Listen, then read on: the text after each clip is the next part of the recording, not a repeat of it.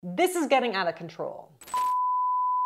Hey everyone, I'm Abby Sharp. Welcome back to Abby's Kitchen. If you've been on TikTok in the past few months, you've probably been exposed to what I can only describe as a pro-ED renaissance. It's like a full-out anti-diet movement has completely taken hold. And I'm all for differing approaches and opinions, but I just gotta say, it's kind of up.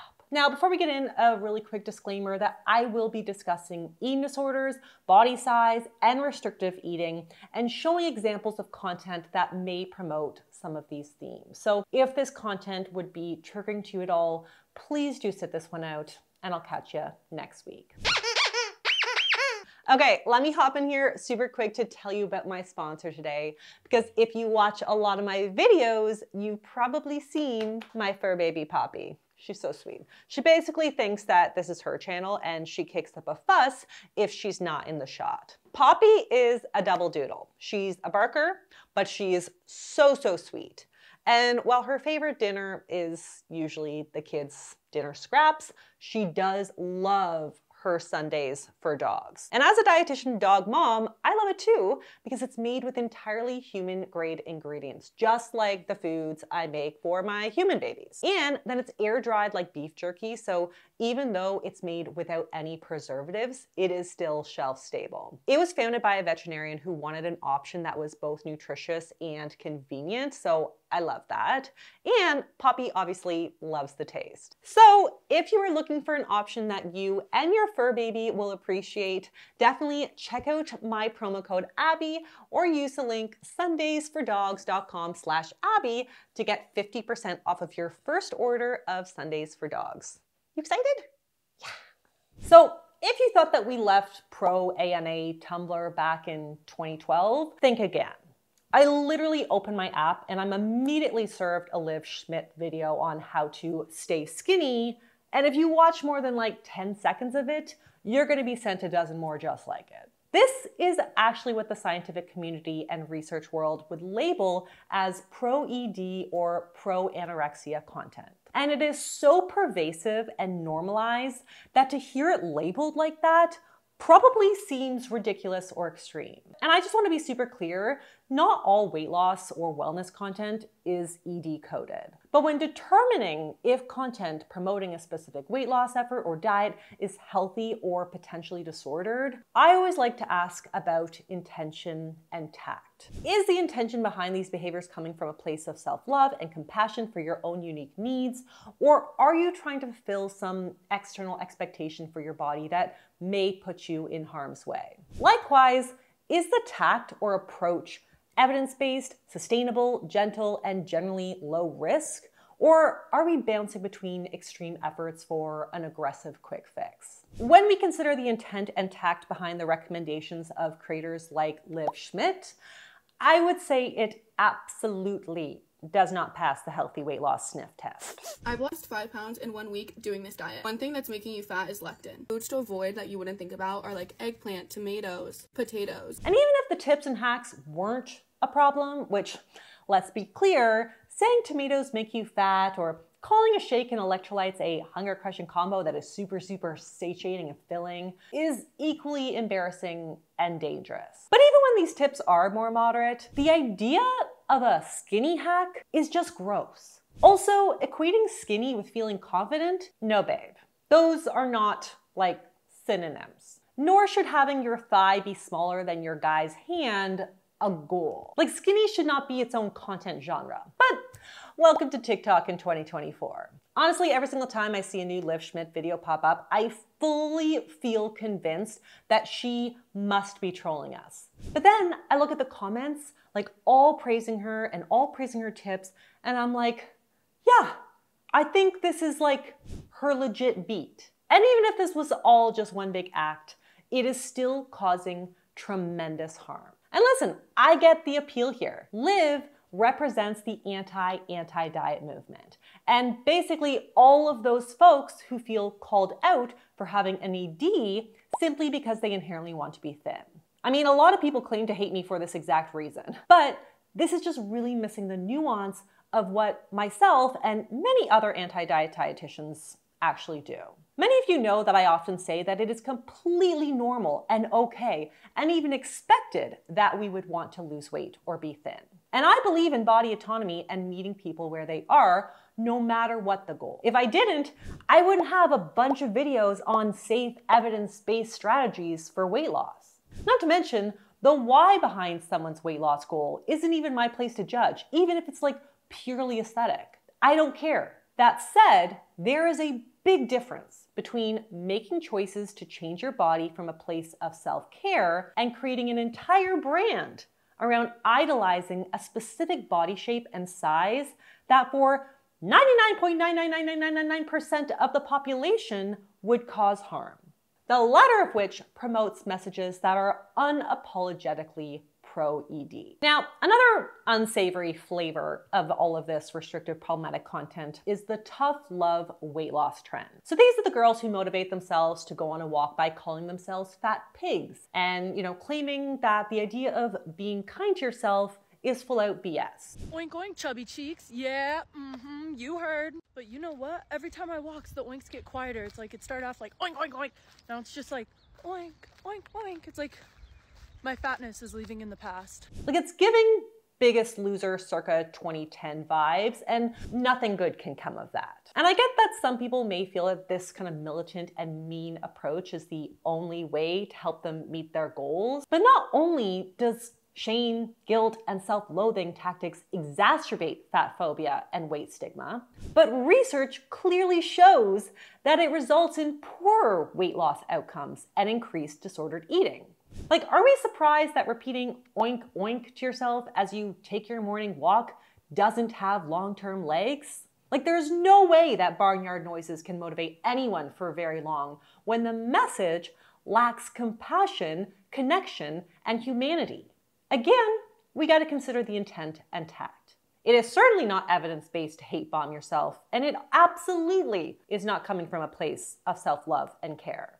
Now, I know that most of these TikTok coaches are not licensed healthcare professionals and may just be sharing their own experiences. But the problem with TikTok in 2024 is that it has completely blurred the lines between legitimate, credible sources of knowledge, your everyday, I did it and you can do it too anecdotes, and complete and utter quackery. And for better or worse, and it's usually worse, anyone and everyone has the power to influence. And in this case, amplify weight stigma and other harmful ideologies. Finally, I gotta kind of quickly comment on the what I eat in a days. Now this format is obviously nothing new. I literally got my start here on YouTube over a decade ago, commenting on a certain raw vegan's frugivore mango mono meals. But at least back in the day, these extreme examples were kind of balanced out by more moderate creators who are offering us some value in seeing their day of eating. So namely by giving us lots of recipe ideas and inspiration, which I still believe is really the only reason to post and watch this kind of content. And I can't believe that it could get worse than eating a gallon of blended bananas and calling it a meal, but in 2024, it absolutely has. The current what I eat in a day formula breeds comparison. We get a body check, followed by some short snippets of meals with very little context to explain one's needs or choices, usually like a hot girl walk from the bust down, rinse and repeat. So when that self-proclaimed Pilates princess body checks in her matching set before demonstrating her clean 1,200 calorie diet, the insinuation is that if you could just eat like her, then you could look like her. And young, impressionable fans eat this up. Or, ironically, don't eat at all. And we see this formula played out so often because it works. Thin, beautiful creators know that when they start their video off with a body check, they get more views. And while we do very occasionally see larger body creators body checking, the unfortunate reality of our fat-phobic society is just that the diet to come after a thin body check offers a disproportionate capacity for influence and therefore also potential harm. We're just far more likely to subconsciously decode the body check to a what I eat in a day as if I eat like this, I can look like this when it's presented by a thin person, because this is the body that as a society we chase. Welcome to Diet Culture 101. I don't make the rules, I'm just calling it like I see it. Bam, I don't make the rules. That said, I also want to hold some space for these influencers and content creators. Like, I know it seems like I've been framing them as the perpetrators of diet culture, but the reality is these people are victims themselves. And, for that, I have a lot of empathy. Being a public figure comes with a ton of unique challenges, especially when it comes to molding your public perception into something other people want to look at and listen to. It just makes us extra susceptible to succumbing to diet culture norms. And the influencer economy often rewards influencers who are the most conventionally attractive and fit the ideal body type by granting them more views and, by extension, more lucrative brand deals. So you can see why many of them will go to extreme measures to manipulate their bodies. So I do have empathy for the people behind the problematic content. And I actually feel it is probably a way better use of our energy to direct the attention to the bigger problem, which is the apps like TikTok. So research has made it very, very clear that social media is fucking up our relationship with our bodies and food. And whatever giants are behind these apps clearly do not give a fuck. And now we've got a ton of research that proves this. So back in 2022, the Center for Countering Digital Hate published their Deadly by Design study, which revealed the power of the TikTok algorithm in pushing pro-ED and suicidal content. So for this study, they created a bunch of 13-year-old users, half of which featured the words lose weight in their usernames, basically meant to reflect the type of real-life teen user who may be using the app to seek out pro-ED content. After these fake accounts interacted with videos about body image, EDs, and mental health, they found that they were served ED videos every 206 seconds, including ads for weight loss drinks, tummy tuck surgery, and a video that said, "I've been starving myself for you," with over 100,000 likes. And this content does cause harm.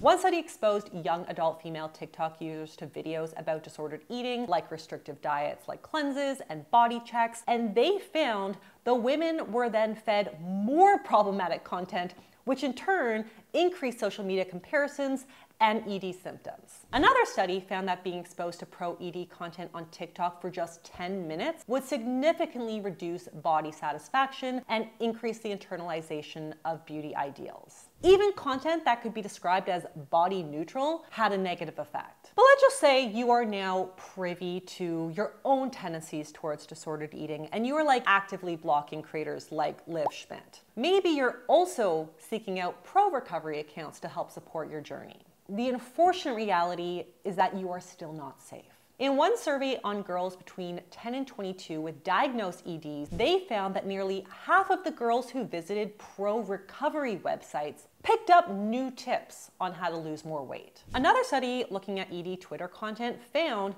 that while many pro-recovery communities could be somewhat supportive, they also tended to reinforce the ED identity and basically created this echo chamber that normalized disordered behaviors.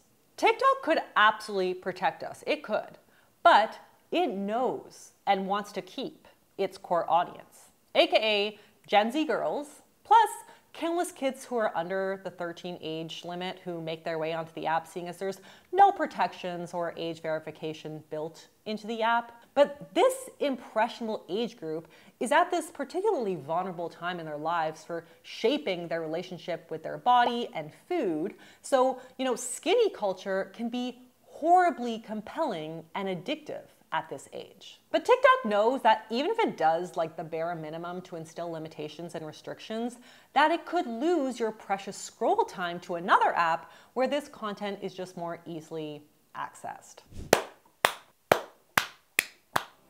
I put a plea out into the world and look at this glorious gift I was granted. So I recorded this video 6 weeks ago, and then a week later, we noticed that our girl Liv Schmidt's account was finally banned. So clearly, if we are loud enough, we can make a difference here. One down, a million more problematic accounts to go.